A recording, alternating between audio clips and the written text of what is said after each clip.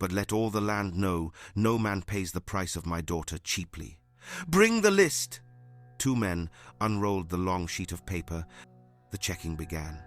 10 cows. Here, 20 goats. Here, 2 barns of yam. Here.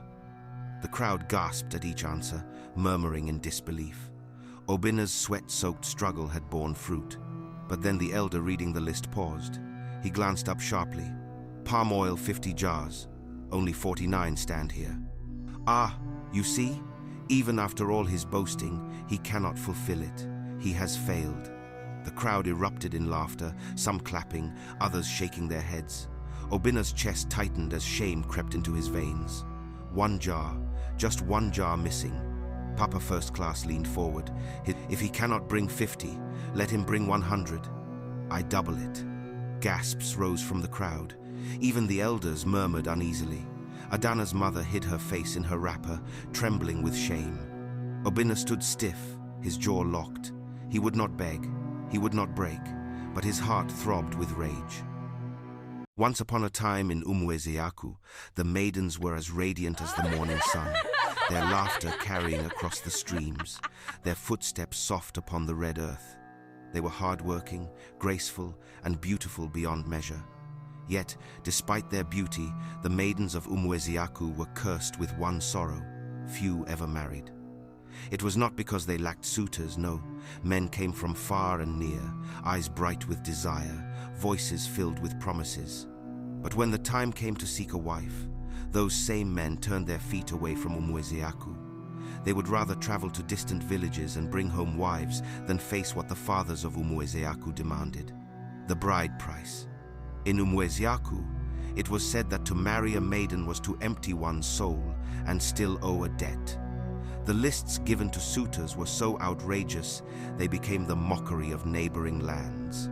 Herds of cows, dozens of goats, barns of yam, jars of palm oil, wrappers of the finest cloth, coral beads fit for a queen, and money for every uncle, cousin, and distant relation, even the ones not seen for 10 planting seasons. The demands grew longer with every generation, as though the fathers competed to prove whose daughter was worth more.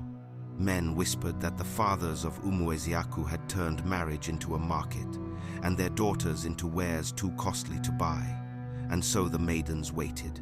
They grew into women, their beauty fading like the moon waning in the sky. Some wept, some prayed, some cursed their fate. Mothers begged their husbands to reduce the lists, but the men only laughed, boasting of their daughters' worth. Among these men, one towered above all in pride and greed: Chief Ezoigo. Chief Ezugo was feared in Umweziaku, not just for his wealth, but for his arrogance. He was tall, with a chest that seemed to swell whenever he walked through the market square, his red cap perched proudly on his head. He had only one daughter, Adana, and he guarded her like a hawk guards its prey. Adana was the jewel of the village. Her skin was smooth like fresh palm oil, her eyes shone like water under the midday sun, and her smile had the power to silence even the noisiest of gatherings. From childhood, she had stood apart not only for her beauty, but for her brilliance. While other girls stayed home pounding yam and fetching water, Adana had been sent away to study. She returned with something no maiden of Umweziaku had ever carried: a first-class degree. Her father paraded her achievement like a royal crown. In the market square, at meetings of elders, even at palm wine gatherings, Chief Ezugo would boast until ears grew weary. "Do you know who my daughter is? First class," he would say, slapping his chest.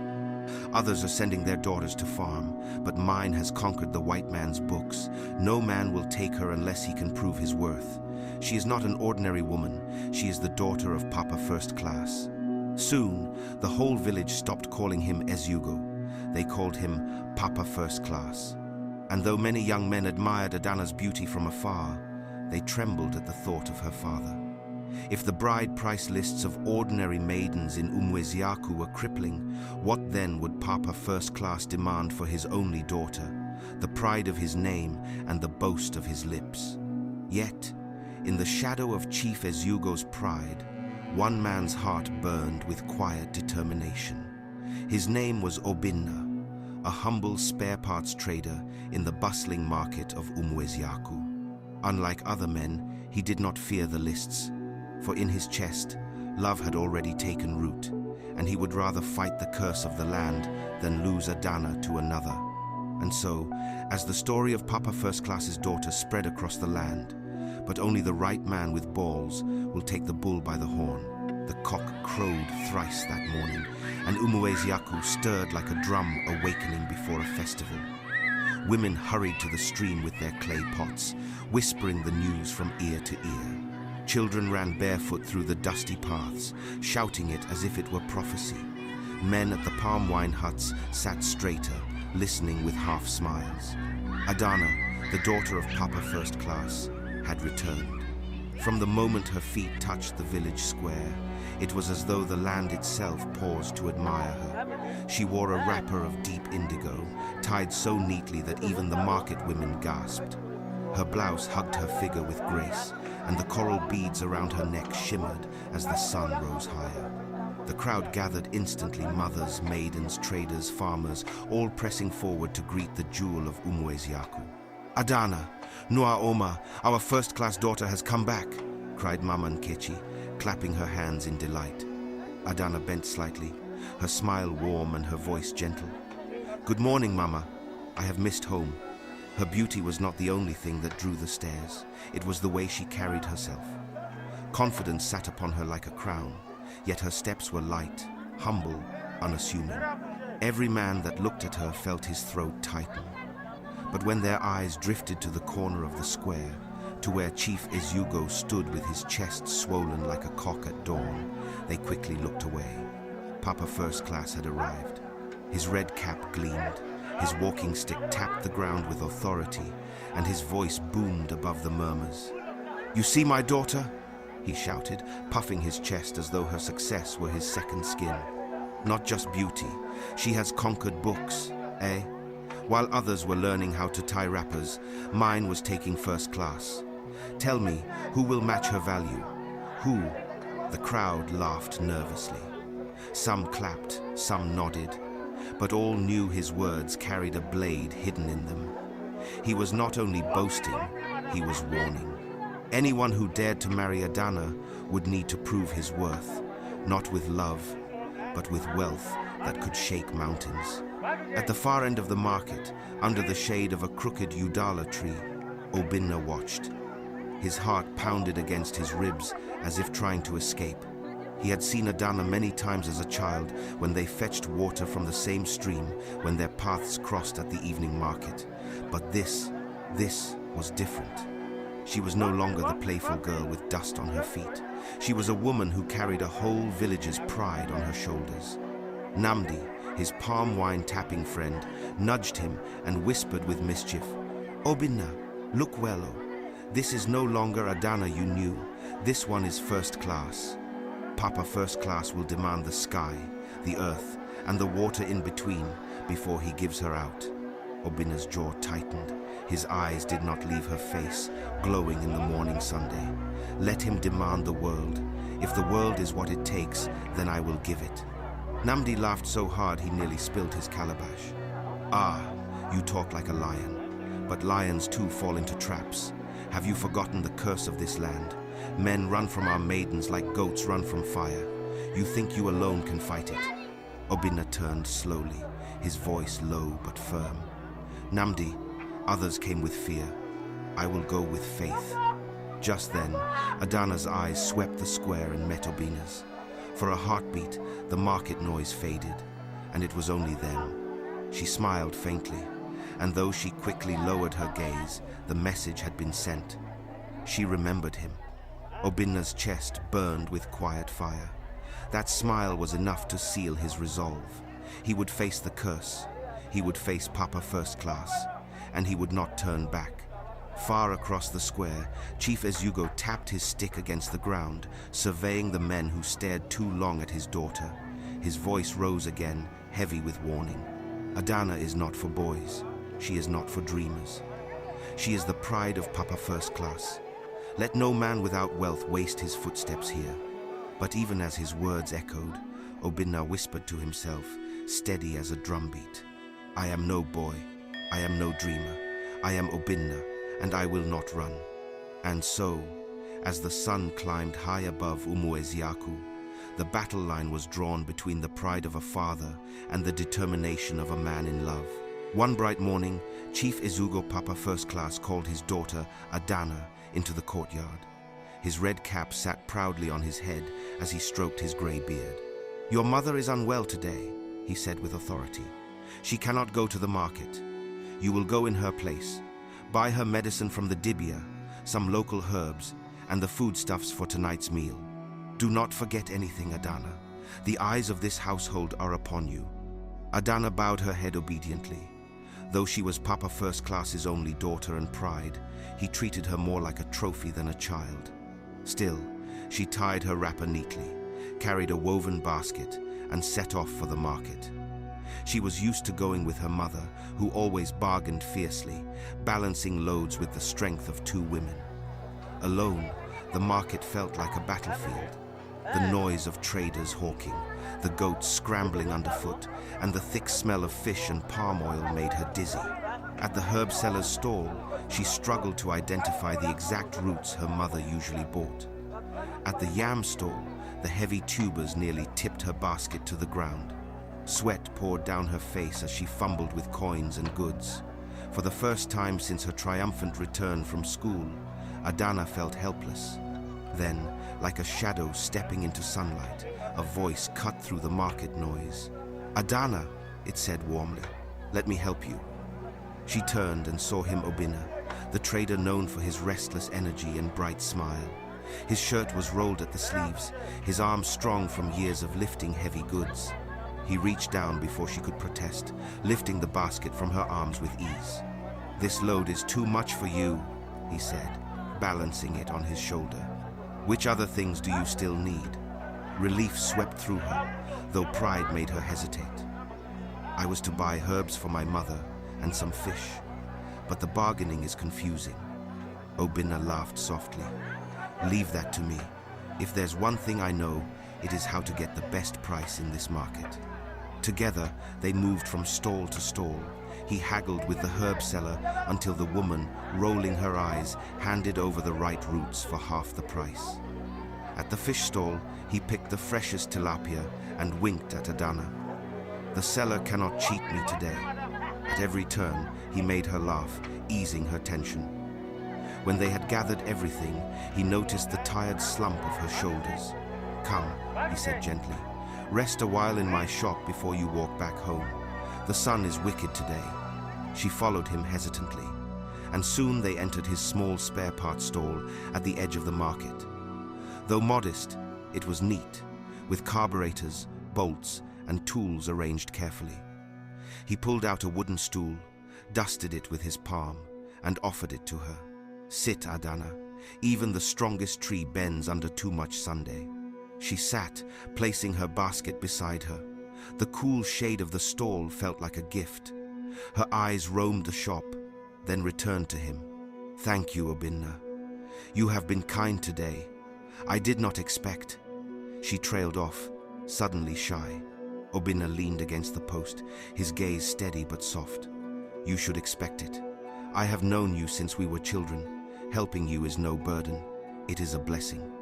Silence hung between them for a moment, filled only by the hum of the market outside. For the first time, Adana looked at him not as the ordinary trader of Umueziaku, but as a man, steady, hard-working, determined. Her lips curved in a small smile. Still, I owe you. Obinna shook his head. You owe me nothing, Adana. If the gods grant me one wish, it is only to stand near you as often as this. Her heart skipped, though she lowered her gaze quickly. She gathered her things, rising to her feet. I must go before my father begins to ask questions. But, thank you, truly. He walked her halfway out of the market, carrying her basket until she insisted she could manage. As she disappeared down the dusty road, he watched her go, his chest burning with a quiet fire. From that day, it became a pattern. Adana would pass by his stall, sometimes to rest, sometimes just to exchange a few words. What began with herbs and yams slowly grew into laughter, secrets, and stolen glances. Their love did not arrive with thunder. It crept in like dawn, gentle, certain, unstoppable. And soon, Obinna knew the time was near. If he truly wanted her, he would have to face Papa First Class. By the time the moon had circled the village twice, tongues in Umueziaku were wagging like restless dogs. It began with women in the market noticing how Adana lingered too long at Obinna's stall. It spread to men drinking palm wine, who swore they had seen Obinna carry her basket more than once. Soon, even children sang it in riddles. Adana buys fish, Obinna carries yam. Is it trade or love that ties their hands? Obinna's fellow spare parts traders were the first to confront him. One afternoon, as he stacked carburetors, his friend Ekene leaned in with a sly grin. Obinna, this game you are playing with Papa First Class's daughter, do you want to die young? Say the truth. Is it love or just play? Another trader laughed. Or maybe he just wants to taste what no man in this village dares touch. Obinna's face hardened. He dropped the carburetor on the shelf and looked at them squarely. You think I play games with a woman like Adana? I am not a boy. If I walk with her, it is because my heart has chosen her. I will not hide it. The laughter died. His words carried the weight of truth. But gossip, like smoke, always finds a way into the home. One evening, Mama Adana was at the stream, fetching water when she overheard women muttering.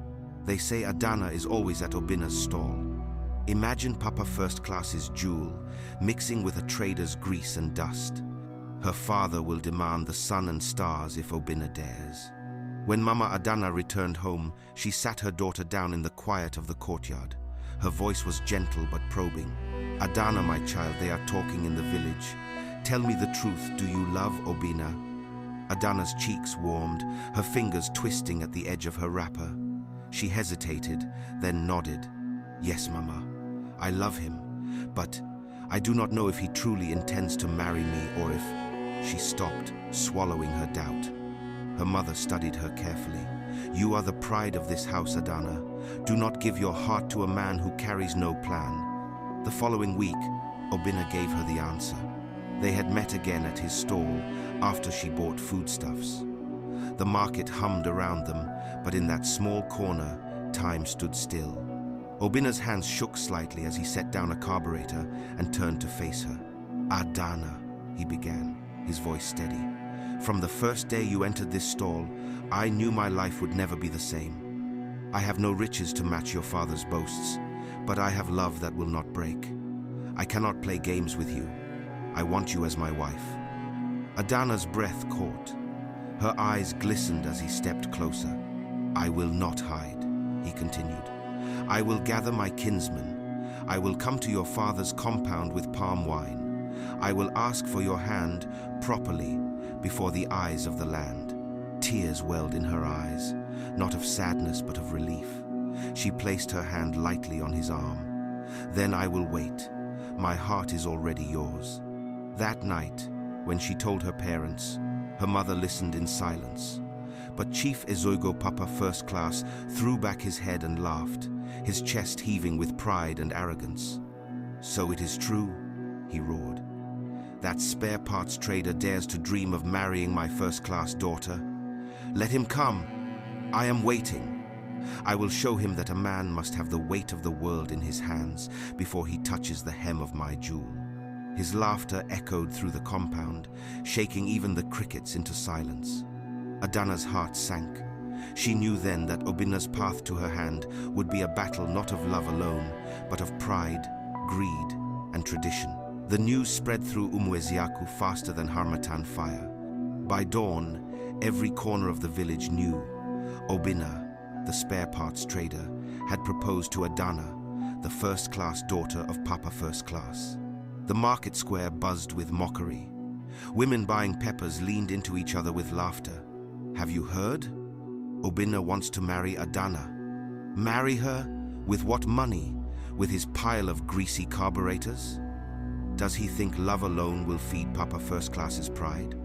Even the young maidens closest to Adana cornered her at the stream one morning, their voices thick with teasing. Adana, think well. How can you, the jewel of Umweziaku, lower yourself for a trader? Do you want to suffer? Spare parts and palm wine cannot sustain a first-class woman. Another giggled. We all know your father. He will ask for the earth and sky. Obinna will drown before he pays a single thing. Adana kept silent, though her eyes flashed with quiet defiance. Deep inside, her heart had already chosen, but their words cut like blades.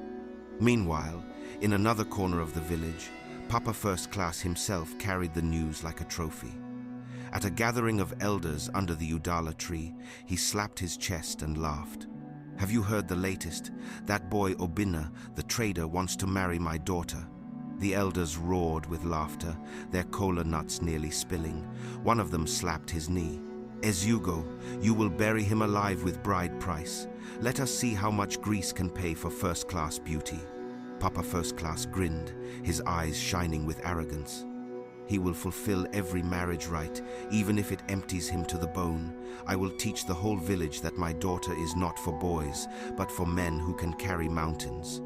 The laughter echoed into the night, carried by the wind to every hut in Umweziaku. Obinna too faced the fire. His friends in the market pulled him aside, their faces a mixture of worry and mockery. Obinna, think well, oh. This is not just a woman, this is Papa First Class's daughter. You know what that means. You are walking into the lion's den. What if he destroys you with his demands? Spare parts money cannot buy a first-class degree, my brother. Leave this matter before it swallows you. Some even mocked him outright, shaking their heads. You want to climb a tree that no man in this land has ever climbed. Better return to selling bolts and nuts. But Obinna's face remained firm, his jaw set like stone. He looked each man in the eye.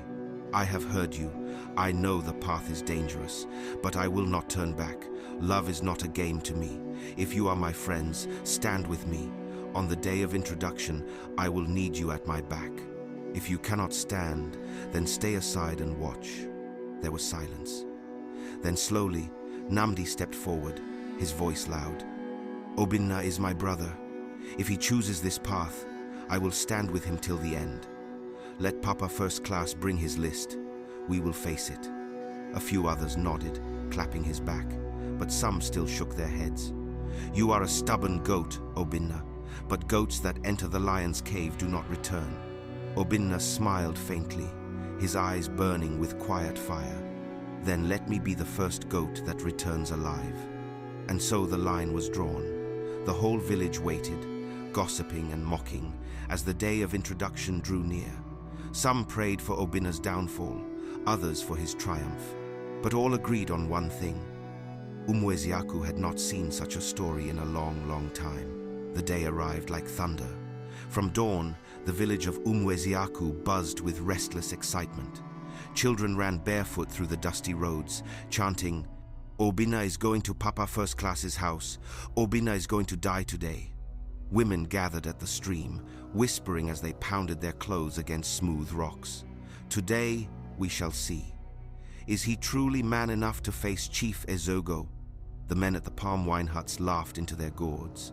This spare parts boy is too stubborn. Pride will finish him. But let us watch. By mid-morning, Obinna's compound was alive. His uncles, dressed in clean wrappers, tied their red caps and polished their walking sticks. Obinna himself wore a simple white shirt, wrapper neatly tied, his face calm, though his heart thundered in his chest. Namdi, ever loyal, clapped him on the back. My brother, today you must walk like a lion. Even if they laugh, even if they spit, keep your head high. Obinna nodded. I did not come to bow to pride. I came to honor love.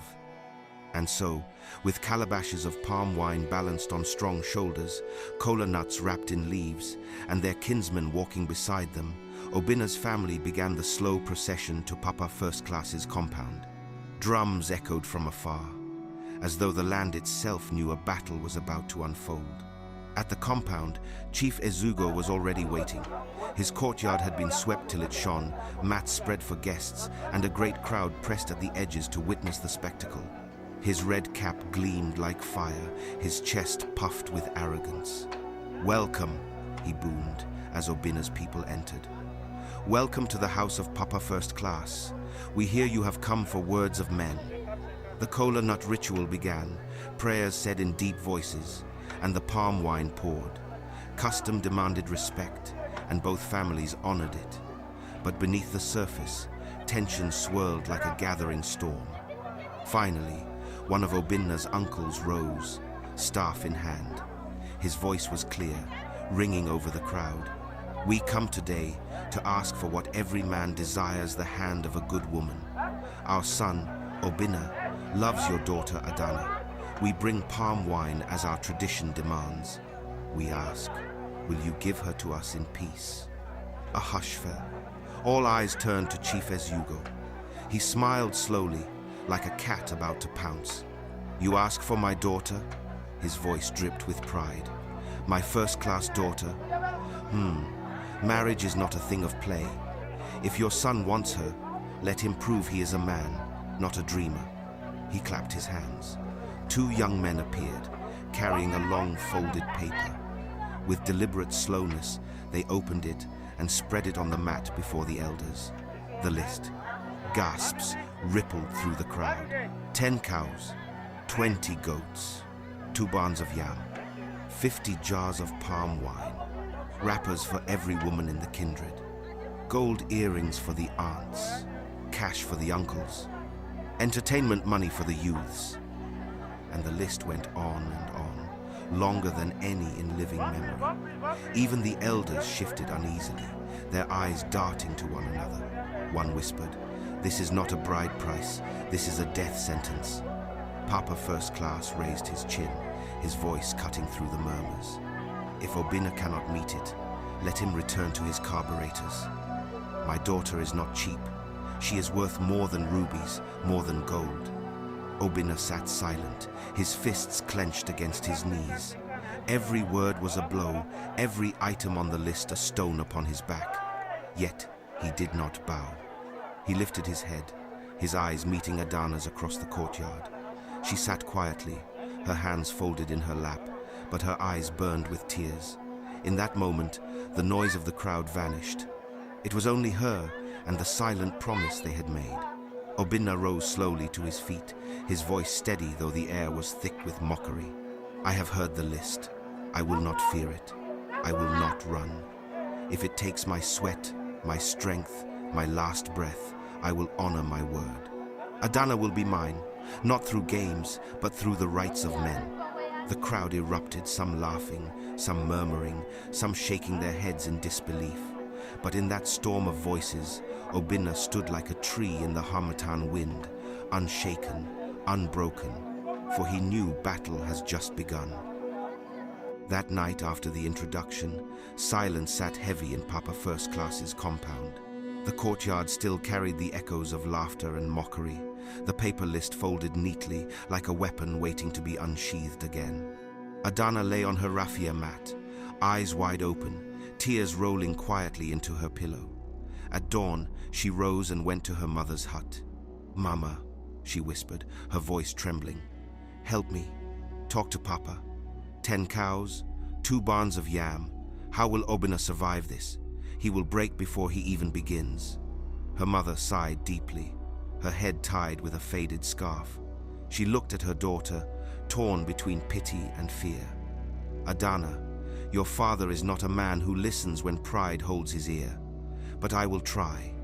Later that evening, while Chief Ezugo sat proudly under the udala tree, sipping palm wine with his friends, Mama Adana approached cautiously. "My husband," she said softly, kneeling by his side. "The list is too heavy. Do you want to destroy the boy before he even marries our daughter? Reduce it, at least the cows." But Chief Ezugo only laughed, slapping his thigh. "Reduce it? Did you not see how the boy stood there like a stubborn goat, boasting he will pay anything? Let him sweat. Let him bring the cows, the yams, and the wrappers. If he cannot, let him return to his grease and iron. My daughter is first class. She will not be married like a village girl." His friends roared with laughter, clinking their calabashes. From that day, his pride became the talk of the land. Meanwhile, in the market, Obinna felt the weight of the list pressing on his shoulders. Every morning he opened his stall earlier than anyone, his voice shouting above the din as he bargained hard with buyers. He carried loads for customers, ran errands, and even took on debts just to gather coin upon coin. Sweat became his companion, exhaustion his shadow. One evening, as the sun bled red across the sky, Adana slipped quietly into his stall. Her eyes were wet with worry as she placed a small purse before him. "Obinna," she whispered, "take this. It is all I saved while I was at school. It may not be much, but it can help with the yams, with the goats." Obinna stared at the purse, his jaw tightening. Slowly, he pushed it back toward her. "No, Adana. If I take your money, they will say you bought yourself. They will mock me forever. I would rather die struggling than live with that shame." Tears spilled down her cheeks. "But must you carry this mountain alone?" "Yes," he said firmly, his voice like iron. "If I am to stand before your father, it must be as a man who paid every price, not as a beggar leaning on your hand." She wanted to argue, but the fire in his eyes silenced her. She gathered the purse and left, her heart heavy with fear. Obinna's friends too were torn. Some, like Namdi, clapped him on the back, pledging their support. "We warned you, yet you chose this path. If you fall, we will fall with you." Others shook their heads in pity. "Obinna, did we not tell you? This is a dangerous road. Chief Ezogo will bury you alive. Better to lose a woman than to lose your life's sweat." But Obinna stood his ground, his voice steady though his body ached from the struggle. "I did not choose an easy road. I chose love. If love costs me my last breath, then so be it." The market women gossiped, the men laughed in palm wine huts, and Papa First Class grew more arrogant with each passing day. Yet Obinna, stubborn as a mountain, worked on one bolt, one nut, one coin at a time. For his love for Adana has consumed his heart and will do anything to fight for his woman to be called his wife. The dust of Umweziaku had barely settled on the outrageous bride price list when new whispers spread like harmattan fire. A wealthy man had arrived from the city. He came in a shining black car that roared like thunder down the narrow village road.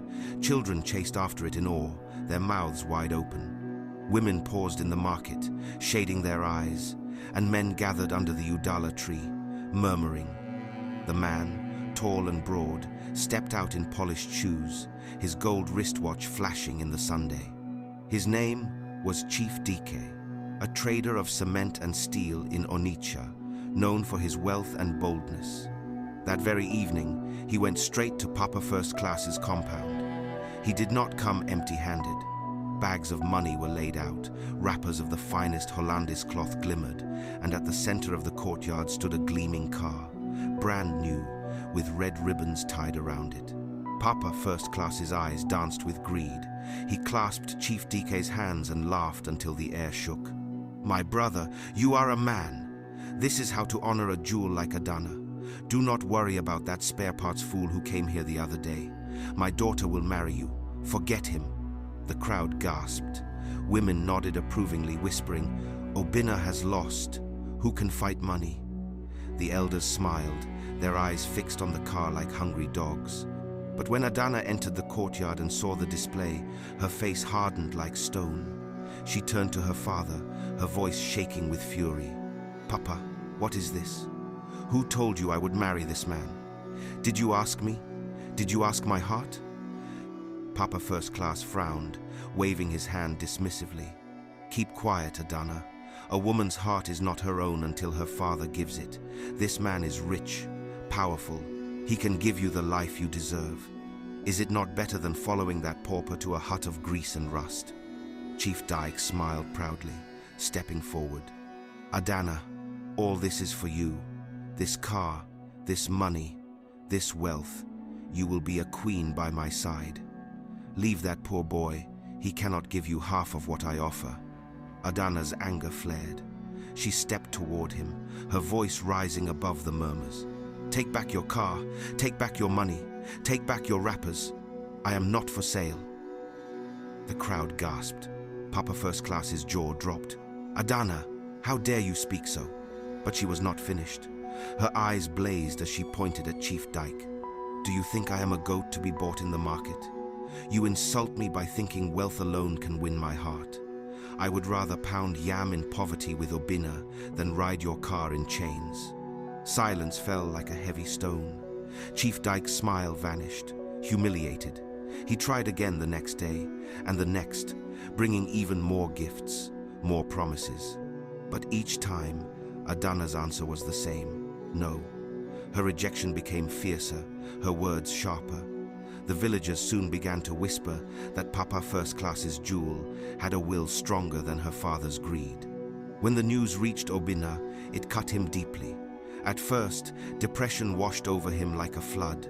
He sat in his stall, staring blankly at bolts and carburetors, his mind heavy with doubt. Could he ever compete with a man like Chief Dyke? But then, as he remembered Adana's fire, her words echoing, "I would rather pound yam in poverty with Obinna," a new strength rose within him. If Adana could defy wealth, insult pride, and stand firm for their love, then he too could not break. The weight of 10 cows, the gossip, the mockery, none of it would end him. Instead, it fueled him. He clenched his fists and whispered to himself in the quiet of his stall, "If she stands for me, then I will die standing for her. Let the world mock, let the list crush me. I will not turn back." And so, while Chief Dyke's car roared out of the village one last time, its dust fading into the distance, Obinna's resolve burned brighter than ever. The battle was no longer just his, it was theirs. Obinna's compound became a place of restless trade and quiet sorrow. From dawn till dusk, he sold. The small plot of land his father had left him gone, sold for half its worth. His old motorcycle, the one he used for errands in the market, pushed away to a buyer who laughed at its squeaky chain. Even the iron sheets he had been saving to roof a better stall, all carried off for a handful of coins. Whether he made gain or loss no longer mattered. Every sale brought him a step closer to the mountain Chief Ezugo had placed before him. Neighbors watched and whispered, "He is selling his life to buy a wife." But Obinna's eyes never wavered. His hands shook as he packed each item, yet his heart beat steady. Slowly, the impossible list began to take form. Yams were stacked in the corner of his compound, goats tied to pegs bleating into the night. Friends and kinsmen trickled in, some carrying jars of palm oil, others dropping small envelopes of money. "Obinna, it is little, but take it," one said. Another clasped his hand. "We warned you, but if you must go forward, you will not go alone." Not all helped, some still mocked. "You are trading your soul for pride. Love cannot feed a man when he has nothing left." But Obinna ignored them. For every mocker, there was one who stood firm beside him, and their loyalty gave him strength. One evening, when the compound was quiet, Adana came secretly. Her eyes filled with tears as she looked upon the yams, the goats, the jars of palm wine. She saw the hollowness in Obinna's cheeks, the lines of exhaustion carved deep into his face. Her voice broke as she whispered, "Obinna, you are killing yourself for me." He turned, forcing a tired smile. "For you, it is worth it." Her tears spilled freely. She took his hands in hers, rough and blistered from endless labor. "Now I understand what love means. Love is sacrifice.